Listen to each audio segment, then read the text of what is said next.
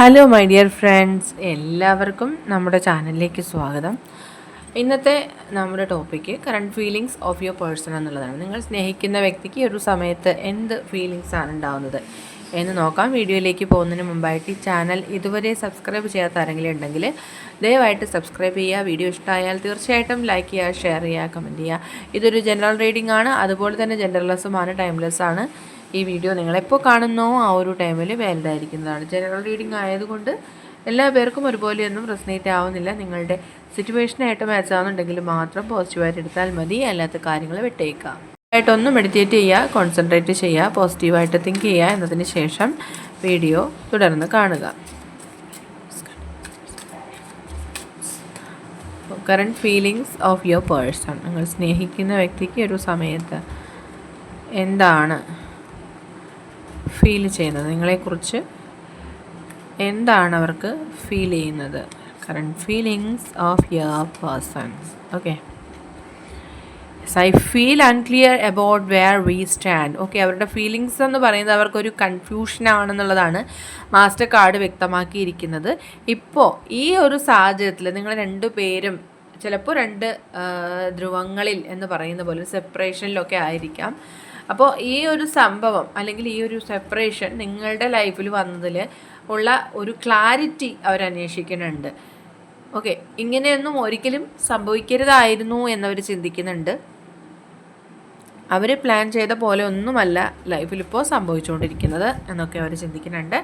I have never felt a passion this intense. Okay, അപ്പോൾ അങ്ങനെയുള്ളൊരു സാഹചര്യത്തിലാണെങ്കിൽ പോലും അവർക്ക് നിങ്ങളോടുള്ള ആ ഒരു പാഷൻ അത്രയും ഇൻറ്റൻസ് ആണ് എന്നുള്ളത്, അല്ലെങ്കിൽ നിങ്ങൾ തമ്മിലുള്ള ആ ഒരു കെമിസ്ട്രി എന്നുള്ളത് അത്രയും ഡീപ്പായിട്ടുള്ള ഒന്നതാണ് എന്ന് അവർ ചിന്തിക്കുന്നുണ്ട്. അങ്ങനെയുള്ളൊരു റിലേഷൻഷിപ്പ് എങ്ങനെയാണ് ഈ രീതിയിലൊക്കെ കൺവേർട്ട് ചെയ്തത് എന്നവർ ആഗ്രഹിക്കുകയാണ്.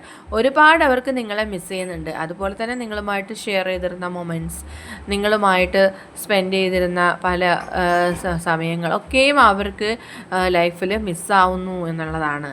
നിങ്ങൾ രണ്ടുപേരും സന്തോഷമായിട്ടിരുന്ന ഓരോരോ നിമിഷങ്ങളും അവർക്ക് മിസ് ചെയ്യുന്നു എന്നുള്ള, അപ്പോൾ അത്രയും വലിയ സ്ട്രോങ് ആയിട്ടുള്ള മിസ് ഫീലിങ്സ് അവർക്ക് ഉണ്ടാവുന്നു എന്ന് മനസ്സിലാക്കാം. അവർ love is always there despite the distance. പക്ഷേ അങ്ങനെയുള്ളൊരു സാഹചര്യത്തിലും ഈ വ്യക്തി പറയുന്നത് നിങ്ങൾ രണ്ടുപേരും തമ്മിലുള്ള പ്രണയം അതുപോലെ തന്നെ കോൺസ്റ്റൻ്റ് ആയിട്ട് തന്നെ നിലനിൽക്കും. ഈ ഒരു ഡിസ്റ്റൻസിനപ്പുറം ആ ബന്ധം വളരെ സ്ട്രോങ് ആയിട്ട് തന്നെ നിലനിൽക്കും. I feel pain from the damage I have caused. ഇപ്പോൾ അവർ കാരണം നിങ്ങൾക്ക് ഉണ്ടായ ആ ഒരു പെയിൻ, അതിൽ അവർക്ക് ഭയങ്കരമായിട്ട് ഫീലിങ്സ് ഉണ്ടാവുന്നുണ്ട്. അതായത് അത്രയും പെയിൻഫുൾ ആയിട്ടുള്ള ഫീലിങ്സാണ് അവർക്ക് ഉണ്ടാവുന്നത്. ഓക്കെ, നെക്സ്റ്റ് വന്നിട്ടുള്ളത് I was in happy the way things wear going. കാര്യങ്ങളൊക്കെ ഈ രീതിയിലൊക്കെ മാറിയിരിക്കുന്നു. പക്ഷേ അത്തരത്തിലൊരു സിറ്റുവേഷൻ ഉണ്ടായത് അവർക്ക് ഭയങ്കരമായിട്ടുള്ള സങ്കടങ്ങൾ ഉണ്ടാക്കുന്നുണ്ട് എന്നുള്ളതാണ്. അവരുടെ സന്തോഷം എല്ലാം നഷ്ടപ്പെട്ടു പോയി എന്നൊക്കെയുള്ള ഫീലിങ്സാണ് അവർക്കുള്ളത്. I fail to give you what you need. നിങ്ങൾ എന്താണോ ആഗ്രഹിച്ചത് അത് നൽകാനായിട്ട് അവർ പരാജയപ്പെട്ടിരിക്കുന്നു എന്നാണ് അവർ പറയുന്നത്. അതുപോലെ തന്നെ I want to tell you the truth. കുറേയധികം കാര്യങ്ങൾ അവർക്ക് നിങ്ങളോട് റിവീൽ ചെയ്യാനുണ്ട്, അവർക്ക് വെളിപ്പെടുത്താനായിട്ടുണ്ട്. പല കാര്യങ്ങളും ഇന്നോളം നിങ്ങളോട് പറഞ്ഞിട്ടില്ലാത്ത ഒത്തിരി സീക്രട്സ് അവരുടെ ലൈഫിലുണ്ട് എന്നുള്ളത് ഇവിടെ വ്യക്തമാണ്. And unexpected outcome. ഓക്കെ, തീർച്ചയായിട്ടും അവർ പ്രതീക്ഷിച്ച ഒരു ഔട്ട്കം അല്ല ഈ റിലേഷൻഷിപ്പിൽ വന്നിരിക്കുന്നത്. അവർ പ്ലാൻ ചെയ്ത പോലെ ഒന്നും തന്നെ ലൈഫിൽ സംഭവിച്ചിട്ടില്ല എന്നും അവർ വ്യക്തമായിട്ട് പറയുന്നുണ്ട്.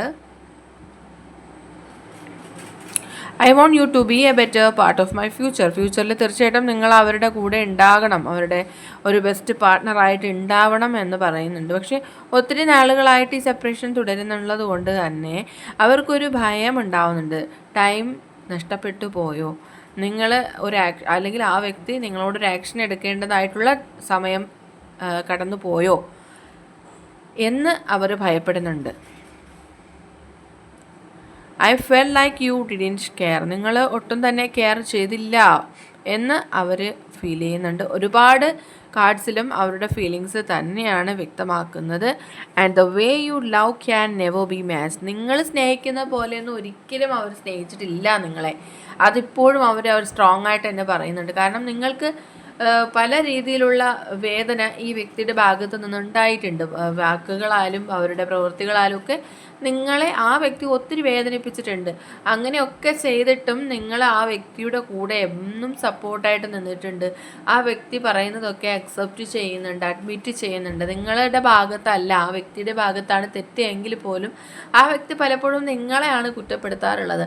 അത്തരം സമയത്ത് പോലും നിങ്ങൾ പൂർണ്ണമായിട്ട് സൈലൻ്റായിട്ട് നിൽക്കുന്നുണ്ട്, അതെല്ലാം അക്സെപ്റ്റ് ചെയ്യുന്നുണ്ട്.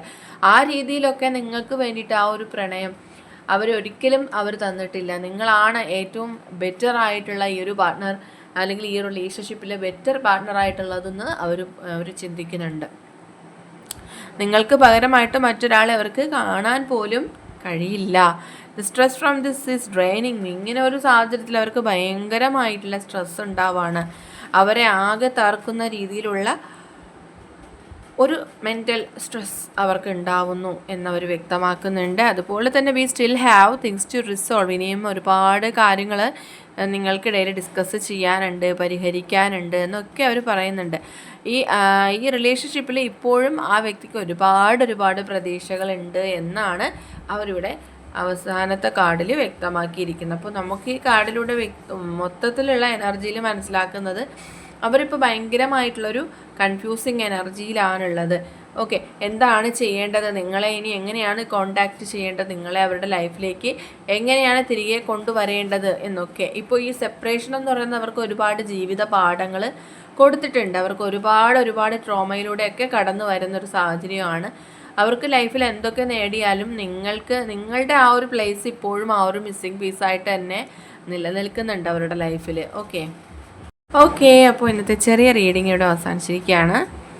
ജനറൽ റീഡിംഗ് ആയതുകൊണ്ട് എല്ലാ പേർക്കും ഒന്നും ഒരുപോലെയൊന്നും റെസൊനേറ്റ് ആവില്ല. നിങ്ങൾക്ക് അക്സെപ്റ്റ് ചെയ്യാൻ പറ്റുന്ന കാര്യങ്ങളാണെങ്കിൽ മാത്രം അക്സെപ്റ്റ് ചെയ്യുക, അല്ലാത്ത കാര്യങ്ങളാണെങ്കിൽ വിട്ടേക്കുക. റീഡിംഗ് ഇഷ്ടമായി എന്നുണ്ടെങ്കിൽ തീർച്ചയായിട്ടും ലൈക്ക് ചെയ്യുക, ഷെയർ ചെയ്യുക, കമൻറ്റ് ചെയ്യുക. സബ്സ്ക്രൈബ് ചെയ്യാത്തവരുണ്ടെങ്കിൽ സബ്സ്ക്രൈബ് ചെയ്തും സപ്പോർട്ട് ചെയ്യുക. ഇനി നമുക്ക് നെക്സ്റ്റ് വീഡിയോയുമായിട്ട് വീണ്ടും കാണാം. അതുവരെയും ബൈ.